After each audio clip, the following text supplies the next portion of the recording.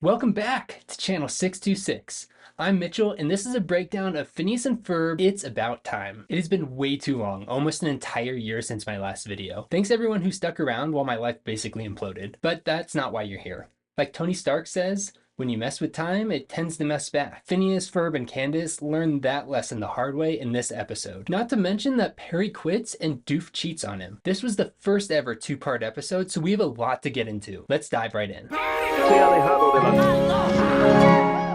We begin in the Danville Museum of Natural History, which is an obvious nod to the American Museum of Natural History in New York City. Phineas and Ferb are at the museum with their whole family, but Candace clearly isn't enthused to be there at first. Lucky these things aren't still here today. No, lucky would be if we weren't still here today. We start with a funny joke about the family's old dog, Bucky. Apparently, Lawrence and Linda told the boys that he went to go live on kindly old man Simmons' farm, which is a classic technique that parents have been using for years to tell their kids that their pet died. But when the boys see the bones of Bucky dug up right there in Danville, Lawrence tries to distract them, but it actually backfires when the next exhibit they see is actually kindly old man Simmons. Distraction tactic number 2 from Lawrence is to entice the kids with milkshakes, but I don't think they ever end up getting them because Ferb notices the Gadgets Through the Ages exhibit, and they run off to explore it. When they get there, they hear a tour guide explain the history of an unfinished time machine that was made by Xavier Onassis, a 19th century scientist. This is the first of many instances of how this episode is entangled with the future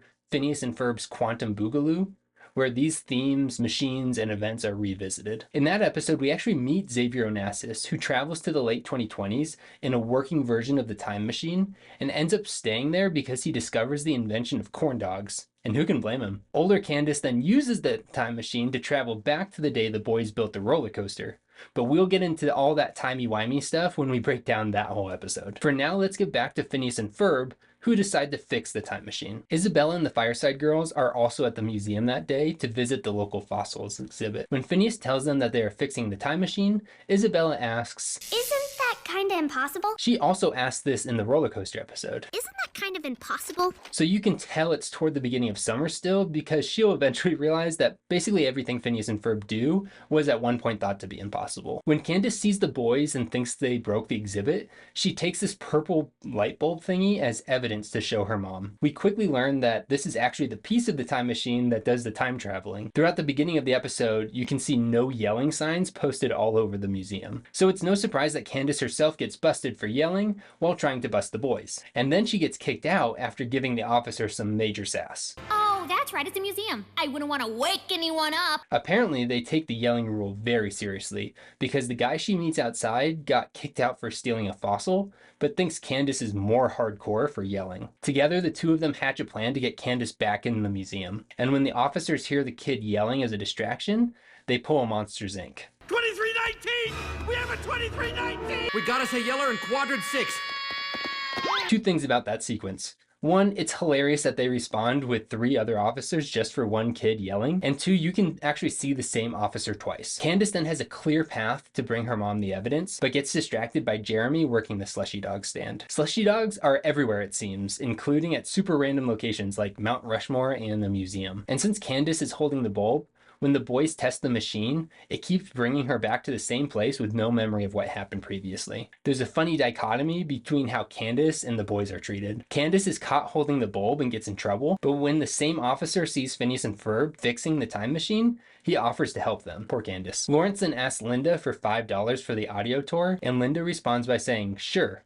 Amateurs." Two things here. One, the audio tour comes back during the post-credit scene where Lawrence has the audio stuck in his head. And 2, I can't figure out why Linda responds by saying amateurs. Does it have something to do with her history in the music industry? Or maybe it's some kind of reference to her use of audio tours, which we see in other episodes? Either way, Candace tries to explain what the boys are doing, and we see that she hasn't yet realized that it's a time machine. She also tries to describe a welding mask without knowing what it's called. And they're doing something to this chair thing, and Ferb is using that hose thingy that makes sparks, and he's wearing that mask that goes like this?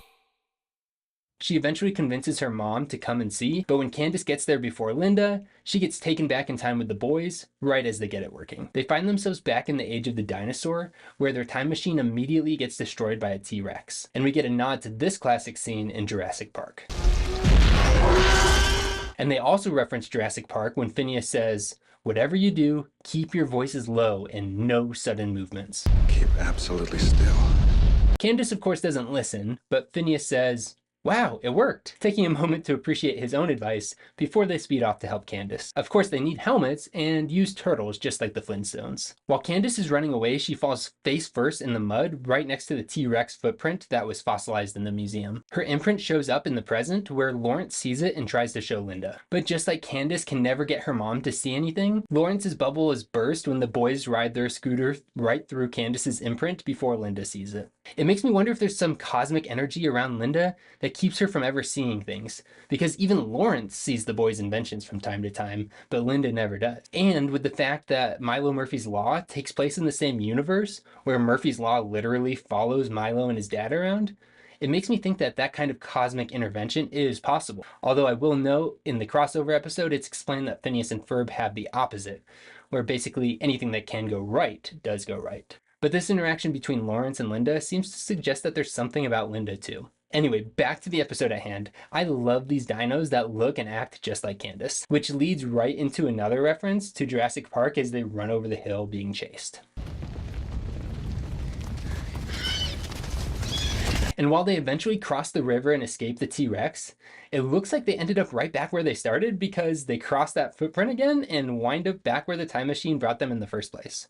Although I will mention that Candace's mud imprint doesn't seem to be there, but when we see the footprint again in the future, we can see the line through Candace. And Ferb has their scooter back. They had the scooter in the museum while they were fixing the time machine, so it makes sense that it traveled back in time with them. But what doesn't make sense is how they still have it, because it clearly fell in the river earlier. Maybe they fished it out somehow? So Phineas writes a message in the footprint for Isabella and the Fireside Girls to find. And even though Isabella questioned the possibility of time travel earlier, she now says, "Turn to the time travel section of the Fireside Girls handbook." They accidentally end up building a time machine instead of a time machine, but this has always confused me. For one, I thought that they were building the time machine from the instructions in their Fireside Girl handbook, where it wouldn't be misspelled. But they're actually using Phineas's blueprint, where it was misspelled. But that was presumably the blueprint that Phineas and Ferb used to build the time machine that ended up working, so it shouldn't have been a problem. And even if the title was wrong, the instructions would still be correct, right? Anyway, it plays as a funny joke, but not one that makes a whole lot of sense to me. While Candace and the boys are waiting for help, Candace says, "I'll never get my driver's license," or wear my dream dress to the prom, which are actually things we get to see her do in future episodes. And then she remarks, "Well, I suppose things can't get any worse," and it immediately starts raining. This is very similar to what happens to Jane in Tarzan. It can't get any worse, can it? And at first blush, it seems like the situation got worse. But actually, it's the rainstorm that brings the lightning that eventually powers the time machine that brings them home. So there was a silver lining. And Candace retorts with, "Oh look, the world's first bad hair day." And here again, there's a whole future episode plot that revolves around Candace's bad hair day. Candace writes a C plus J in the mud, which Jeremy remarks on later and then calls back in a future episode where he signs Candace's cast with that same C plus J. So then the Fireside Girls show up with a rescue time machine, but quickly realize there's nowhere to plug it in, which is strange because we never see a cord on the one that Phineas and Ferb built. Maybe it was just hidden, or maybe the Fireside Girls added it. Either way, Candace says, "You mean to tell me you built a time machine that," which is just like what Marty McFly says in Back to the Future. Are you telling me that you built a time machine? Then Candace asks, "Where are we supposed to find electricity in Dinosaur Land?" And this is probably nothing, but Dinosaur Land is the name of an island where the Super Mario World game takes place. And there's a place in Animal Kingdom in Disney World called Dino Land, although they recently announced that they'll be replacing it with a Central American themed land, including the Casa Madrigal, which is going to be awesome. But back to the episode. A bolt of lightning sends the time machine to the future, just like what happens at the end of Back to the Future. And when the kids get back, Candace's hair resembles the Bride of Frankenstein. Little do they know, however, that the T-Rex came back with them. It chases Candace through the museum before getting hit by a freeze ray. We'll get to that in a minute. When Candace tries to tell her parents, Linda says that she has Lawrence's imagination, which is funny because Lawrence doesn't seem to have an overactive imagination or anything, and is an antique salesman, which could be considered a very boring and unimaginative profession. Then the family gathers to leave the museum. Even though Phineas tells his parents they went back in time, Lawrence thinks he means metaphorically and brushes the comment off. And as they're leaving, Jeremy says, I never knew cavemen wore safety helmets, showing that even though everyone returned safely, the kids' actions in the past had an impact on the future. It also suggests that Phineas's message in the footprint is likely still there in the museum, which will be a funny surprise for the next visitor who sees it. Alright, we've talked so much and haven't even gotten to Perry's plot. This is a crazy episode for Agent P, so let's break down what's happening with him during all of this. So way back when the family got to the museum, Perry broke away and entered his lair through the photo booth, which left photographic evidence of him as a secret agent. Better hope no one finds that. He quickly learns that Major Monogram can't speak, which we later find out is because he was hit by Doof's freeze ray. We meet Carl the intern for the first time as he steps in and gives the typical vague briefing for Agent P. Doofenshmirtz was up to something and you should get to the bottom of it. When Perry gets to Doof's building, he climbs out of the pool and tries to sneak in just like James Bond. Also, the music playing in the background is reminiscent of James Bond too.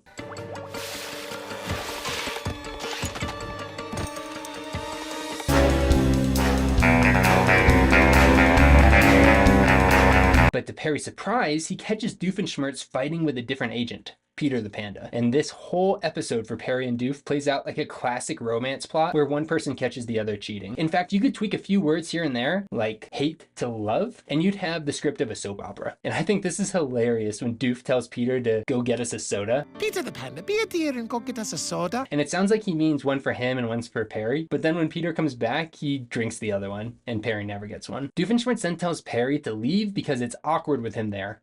And while he's walking out, we can hear Doof say, Curse you, Peter the Panda! which is not only salt in Perry's wound, but also a bit strange because later we see Peter disassembling the freeze ray. So why is Doof cursing him now? Well, of course this whole thing makes Perry feel cheated on, and he stands in the rain outside Better Panda restaurant when a sad montage begins. The Better Panda name must also feel like he's getting kicked while he's down, as if the restaurant is trying to say that the panda is better than him. The montage shows several clips of Perry and Doof's past adventures, some we've seen and some we haven't. So let's break everything down. We start with this new scene of Doofenshmirtz swinging Perry around, which looks like a classic love spin at first before Doof throws him into the wall. Then there's this scene from Lawn Known Beach Party of Terror and another one later in the montage, and Perry running past him at the end of Flop Stars, and several scenes from their fight and Candace loses her head. Then Perry breaking into his house and lights Candace action, hitting Doofenshmirtz's foot with a wrench from the roller coaster, them fighting in the car wash from the Fast and the Phineas, and then a net new scene of them running toward each other on the beach looking like they're going to hug, but end up punching each other. After the montage, Perry sulks back to his lab where he hangs up his hat, and we can see Carl crying in the background. Meanwhile, Peter the Panda continues to battle Doofenshmirtz and ends up kicking a hole through his picture. Doof then gets sentimental about that photo, saying it was the happiest day of his life, the day he decided to get his picture taken. And when he walks out of the store, Perry was there, meaning he now had a nemesis. This is hilarious to me because we've seen this photo come up in a couple other episodes already, namely as the stock photo that Alka uses for Doof. And it seems like it was taken in some tropical location, but it's funny to know that it was just in some random studio in Danville. But one other thing on that photo, the backdrop actually looks a lot like the scenery where Phineas and Ferb are in this episode back in time. You can even see a volcano in both situations. But anyway, Doof now has his own montage about his relationship with Perry. Let's break it down. Those guys singing the song show up in several future episodes, but more about the song later. Right here, he's reading a book titled Evil 101 by Professor Destruction. Then there's this clip of Doof and this human agent. This is interesting because that human is Agent 000, who is a British spy who comes up again in a much more prominent role in the episode Live and Let Drive. Also, Doofenshmirtz's laser machine thingy looks a lot like the one Dr. Hamsterville used on Stitch in Stitch the movie, where he attempted to cut him in half and clone him. Then Doof and Perry are on a seesaw in the park, and here Perry turns the table and is the one who does the trapping. But while this montage is happening, Peter the Panda was disassembling Doof's Freezinator, which offends Doofenshmirtz. Next, we see that Doof and Perry are appearing on Dr. Feelbetter, which is a clear reference to Dr. Phil, from the appearance to the tone to the show structure.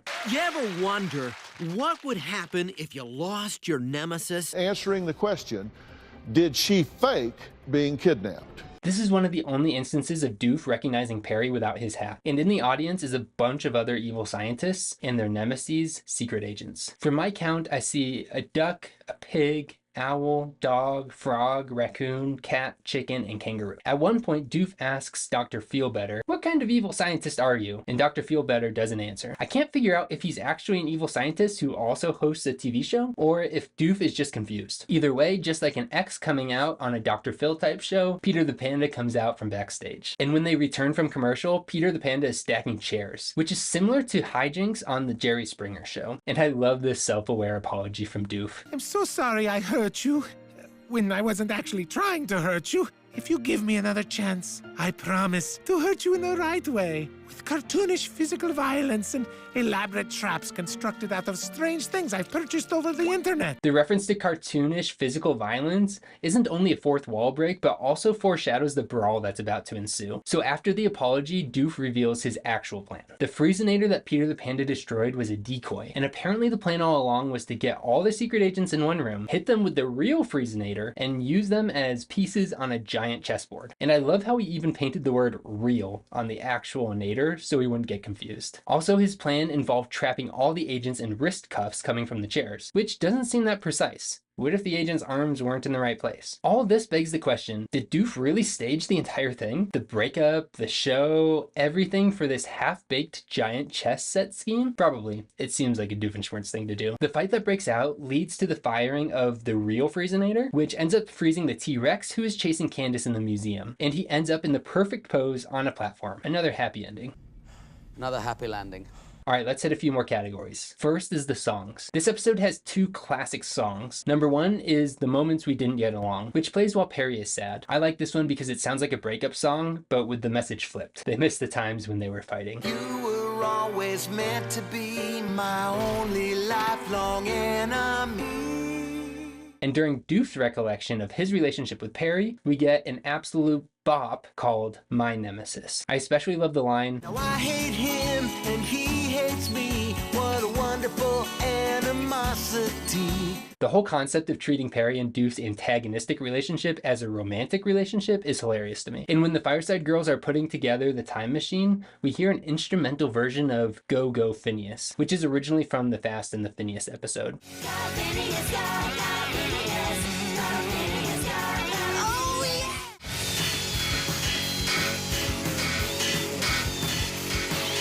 All right, now let's hit some of the Easter eggs in this episode that we haven't mentioned yet. Doofenshmirtz doormat says unwelcome instead of the traditional welcome mat. Doof apparently has custom embroidered hankies with a D for Doofenshmirtz on them. And in his closet, there's a box labeled evil stuff. The song Moments When We Didn't Get Along says, "But now you're doing battle with a panda from Seattle."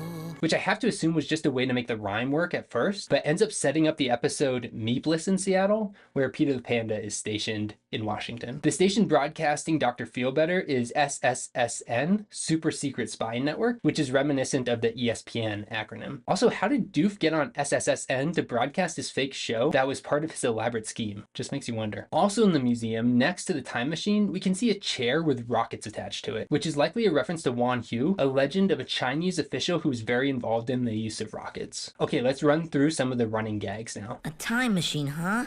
Ferb, I know what we're gonna do today. Hi guys, what you doing? Hi guys, what you doing? Say, aren't you a little young to be working in a museum? Yes, I am. Well, it's nice to see young people taking an interest in history. Hey, has anyone seen Perry? Hey, there you are, Perry. This could be a problem. Well, I hope that's not going to be an issue. Doofenshmirtz Evil Incorporated. Doofenshmirtz Evil Incorporated. That's it for me. I want to say thank you to everyone who stuck around for the last year and a half. Someday I'll explain everything that was happening in the background, but for now, just know you guys mean the world to me. And if you liked this video, make sure to check out my other Phineas and Ferb breakdowns. Also, let me know in the comments, what's your favorite part of this episode? I have exciting news for this channel and lots of new videos that are coming out, so make sure you subscribe so you don't miss anything. And until next time, remember, there's no platypus controlling you. There's no platypus controlling me. Well, it counts. It doesn't. Real